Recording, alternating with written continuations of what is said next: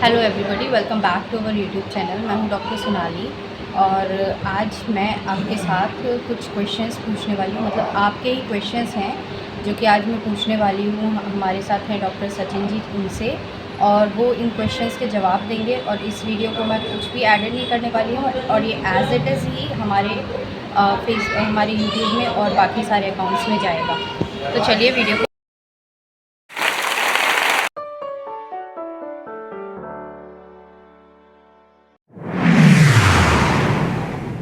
हमारा पहला सवाल है कि आपने होम्योपैथी क्यों चूज़ किया और आपकी फ़र्स्ट चॉइस क्या थी?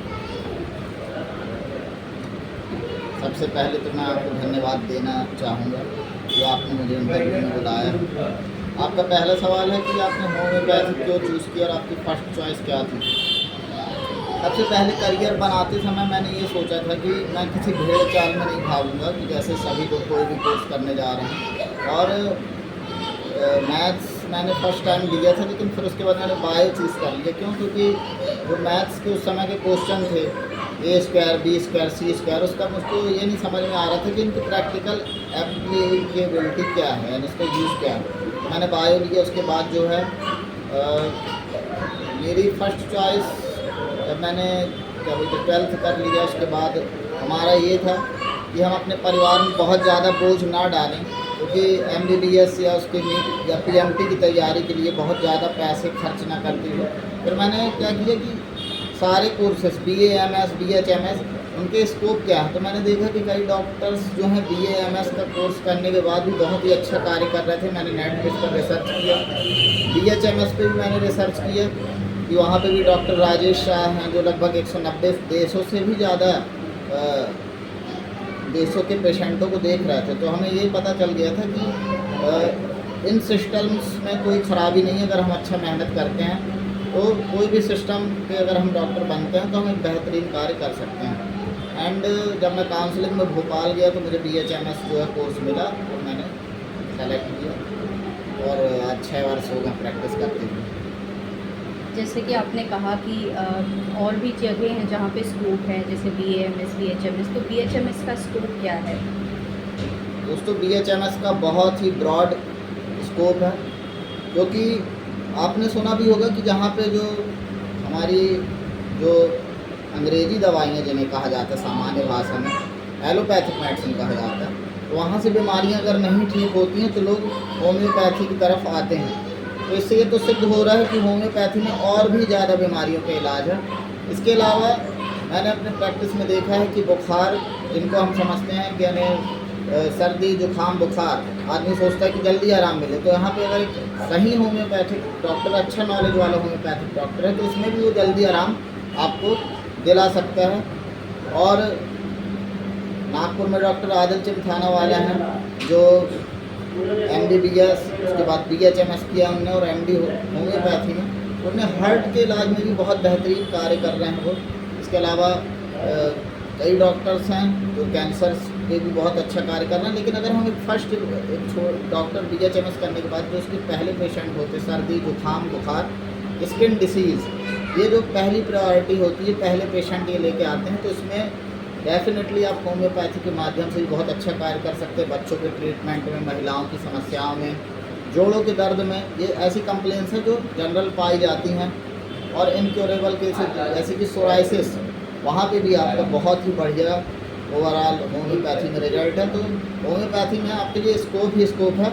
ये है कि आपको अपनी प्राइवेट प्रैक्टिस डेवलप करनी है सबसे पहले, और आपको जो है पूरी मेहनत करनी है। बहुत ही आप जो है अच्छा कार्य कर सकते हैं होम्योपैथी।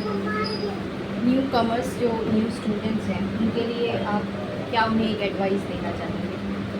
हाँ, न्यू कमर्स को सबसे पहली एडवाइस जो BH MS करने आ गए हैं, तो दोस्तों आपने किसी भी तरीके से BH MS का कोर्स सेलेक्ट किया हो, तो आपके लिए मेरी एक डेफिनेटली राय ये है कि आपको जो है एक भी जो है किसी भी नकारात्मक असर में नहीं आना है। आपको हमारा जो BH MS कोर्स है वो एक जो है कंप्लीट कोर्स है। उसका आप अच्छे से अध्ययन करिए, उसमें आप अच्छे से एग्ज़ाम पूरे आप देंगे और बिल्कुल कॉन्फिडेंस में रहिए और अच्छे से आप पढ़ाई करेंगे और आज होम्योपैथी में आपके लिए हर प्रकार की दवाइयाँ सिस्टमेटिक रूप में जो है उपलब्ध हैं और बहुत बेहतरीन रिजल्ट हैं। आपको किसी भी प्रकार की समस्या आप हमसे संपर्क कर सकते हैं और बहुत बेहतरीन रिजल्ट है। आप अच्छे से मेहनत करिए, अपनी पढ़ाई करिए, जो आपको बहुत आपकी प्रैक्टिस में जो है हेल्प करेगी दोस्तों। जो मेडिसिन हैं सिस्टमेटिक रूप से आपका क्या मतलब है? सिस्टमेटिक रूप से इस प्रकार से कि मॉडर्न फॉर्म में सिरप्स आ गए हैं, बहुत ही अच्छे कॉम्बिनेशंस आ गए हैं। जैसे फीवर के लिए, फीवर जैसे किसी भी व्यक्ति को इनिशियल डेज में फीवर आ गया, तो बाय द वे होता क्या है कि अगर आप सिंगल मेडिसिन नहीं भी सेलेक्ट कर पा रहे हैं तो यहाँ पे आप एक बार आपके पास ऑप्शन है कि आप होम्योपैथिक पेटेंट मेडिसिन का भी उपयोग कर सकते हैं दोस्तों। बहुत बेहतरीन रिजल्ट हैं। इसके अलावा मान लीजिए किसी को भी कोई फीवर आ रहा है तो उसके बाद आप जब जांचें कराएंगे या कोई भी बीमारी आप प्रॉपर जांच करके प्रॉपर डायग्नोसिस करके होम्योपैथी की पेटेंट मेडिसिन जो आ रही हैं उनका भी अगर आप उपयोग कर रहे हैं तो दोस्तों डेफिनेटली आपको बहुत बेहतरीन रिजल्ट मिलेंगे। इसलिए आप जो होम्योपैथी आपके DHMS के सिलेबस के जितने भी सब्जेक्ट्स हैं आप उनको अच्छे से अध्ययन करिए और प्रॉपर डायग्नोसिस डिसीज़ कौन सी उसको डायग्नोस करना सीखिए। उसके बाद होम्योपैथी का जो बहुत बड़ा जो एक भंडार है मेडिसिन का, यहाँ पे जो है आपकी डिसीज़ बेस्ड मेडिसिन भी हैं। अगर आप सिंगल मेडिसिन नहीं सेलेक्ट कर पा रहे हैं तो ये भी बहुत बेहतरीन कार्य करेंगे दोस्तों और आप अपने पेशेंटों को ठीक कर सकते हैं डेफिनेटली। DHMS अगर कोई स्टूडेंट है जो लेना चाहता है, जिसने अभी अभी 12th किया है और उसको नहीं मिला है या मतलब वो चाहता है, तो कौन सा कॉलेज बेस्ट होता है, गवर्नमेंट या प्राइवेट? सबसे पहले अगर आपको गवर्नमेंट कॉलेज मिल रहा है तो वो तो बहुत बढ़िया, वहाँ पे आपको स्कॉलरशिप भी मिलेगी। इसके अलावा आपको जो है बड़ी संख्या में पेशेंट्स भी देखने को मिल जाएंगे वहाँ पे। उसके बाद अगर आपको प्राइवेट कॉलेज भी मिल रहा है तो वहाँ पे भी आप एडमिशन ले सकते हैं। आप जो है वहाँ पहले लोगों से जाके चर्चा भी कर सकते हैं, लेकिन आप जो है प्राइवेट कॉलेज भी सेलेक्ट कर सकते हैं, कोई दिक्कत नहीं है। DHMS के बाद क्या MD करना ज़रूरी है कि हम MD करें उसके बाद ही क्लिनिक ओपन करें या उसके बाद ही कोई करियर ऑप्शन है, या सिर्फ DHMS के बाद ही हम बहुत कुछ कर सकते हैं? दोस्तों सबसे पहले मैं बता दूं कि DHMS करने के बाद ही मैंने प्रैक्टिस स्टार्ट कर दी। अभी मैंने किसी प्रकार का MD खुद नहीं किया है। 6 वर्ष पूरे होने वाले मेरी प्रैक्टिस को।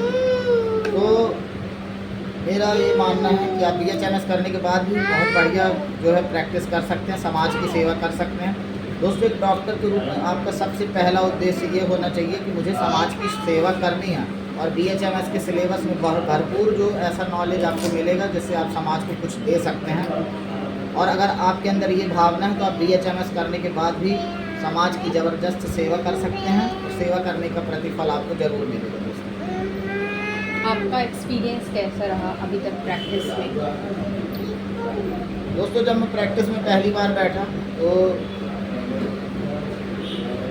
मैंने बहुत सारी जो है एपिडेमिक्स को देखा। फर्स्ट टाइम जब मैं प्रैक्टिस में बैठा तो यहाँ पे जो चिकनगुनिया के केसेस बहुत ज़्यादा आए और वहाँ पे मेरा जो पहला एक्सपीरियंस ये था कि हमने जिन केसेस में होम्योपैथी दी थी तो जो चिकनगुनिया का बुखार था, जो लंगड़ा बुखार जिसको कहा जाता था, कि जिनको हमने होम्योपैथी अपने घर में दी तो उनको जोड़ों के दर्द की जो समस्या रह जाती है वो नहीं हुई। तो होम्योपैथी ने इतना बेहतरीन वहाँ पे कार्य किया। उसके बाद दोस्तों अगर मैं बात करूँ 2018 में प्रैक्टिस स्टार्ट की, 2020 में हमने कोविड को भी देखा।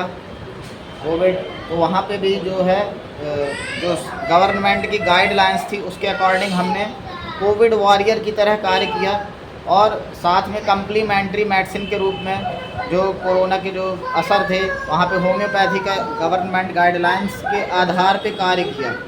तो वहाँ पे भी दोस्तों बहुत अच्छे होम्योपैथी में असर मिले और बहुत सारे जो हमारे डॉक्टर्स हैं, डॉक्टर राजन शंकरन हैं जो उनने भी जो है इस पे कार्य किया। डॉक्टर राजेश शाह ने भी कोविड पे कार्य किया और वो हाल ही में कोविड नोसोड पे भी कार्य कर रहे हैं। तो दोस्तों होम्योपैथी ने बहुत ही बढ़िया असर दिखाया। इसके अलावा दोस्तों ऐसे बहुत सारे केसेस हैं, ऐसे केसेस मेरे पास आए जहाँ पे लगातार टाइफाइड पेशेंट को हो रहा था और उनका टाइफाइड ठीक ही नहीं हो रहा था, वो 6 महीने से परेशान थे। तो वहाँ पे होम्योपैथी ने असर दिखाया। सबसे इम्पॉर्टेंट चीज़ जो मास्टर हनीमन ने जो भी चीज़ें अपनी बताई हैं, चाहे वो थ्योरी ऑफ क्रोनिक डिसीजेस, उसको आप अच्छे से अध्ययन करिए। क्योंकि मैंने अपने ट्रीटमेंट के दौरान ये भी देखा कि जो हेयरिंग्स लॉ ऑफ क्योर है, यानी डिसीज़ का जो है सेंटर से पेरीफेरी की तरफ आना, तो मैंने जब इस टाइफाइड के केस को ट्रीट किया तो मैंने देखा कि उसकी स्किन डिसीज़ की प्रॉब्लम रिटर्न आ गई जो पहले थी। तो कहीं ना कहीं होम्योपैथी आपकी इम्यूनिटी को बूस्ट करने में मदद करती है। आपके जो हायर इम्पोर्टेंस वाले ऑर्गन हैं उनको डिसीज़ फ्री करके जो आपकी इम्यूनिटी को डिसीज़ को बाहर निकालने में मदद करती है। और आपको सबसे पहले ये ध्यान देना है कि आपको इस जो है जाल में नहीं फंसना है। ये कोई अगर आपको बोल दे कि होम्योपैथी में आप सिंगल डोज दोगे उसी से ही बीमारी ख़त्म हो जाएगी। दोस्तों, ये केस के ऊपर निर्भर करता है आपके पास कौन सा केस आ रहा है। कई केसेस सिंगल डोज में भी ठीक हो सकते हैं और कई केसेस में आपको कई मेडिसिन यूज़ करनी पड़ सकती है 1 बाय 1। तो आप बिल्कुल जो है इसमें आपको कंफ्यूज नहीं होना, परेशान नहीं होना है। आपकी डिसीज़ जो है, आपका डिसीज़ कैसा, आपका केस कैसा, इस पर निर्भर करता है कि उसका प्रोग्नोसिस कैसा होगा। Thank you sir. तो ये था सर का एक्सपीरियंस, और इसके अलावा जो भी आपके क्वेश्चंस होंगे आप वो हमें नीचे कमेंट कर सकते हैं, साथ ही साथ हमें आप ईमेल भी कर सकते हैं। हम सारे क्वेश्चंस और जो भी कमेंट्स हैं उनके आंसर देने की पूरी कोशिश करेंगे। और अगर आपको ये वीडियो अच्छा लगा और आप ऐसे ही कुछ वीडियो और हेल्थ टिप्स चाहते हैं तो आप चैनल को सब्सक्राइब कीजिए, इस वीडियो को लाइक ज़रूर कीजिएगा और उनके साथ शेयर ज़रूर कीजिएगा जो अभी 12th जिन्होंने किया है, जो मेडिकल फील्ड में जाना चाहते हैं, इस तरह के लोग हैं या जो होम्योपैथी के बारे में नहीं जानते हैं, उनसे भी आप शेयर कर सकते हैं। Thank you.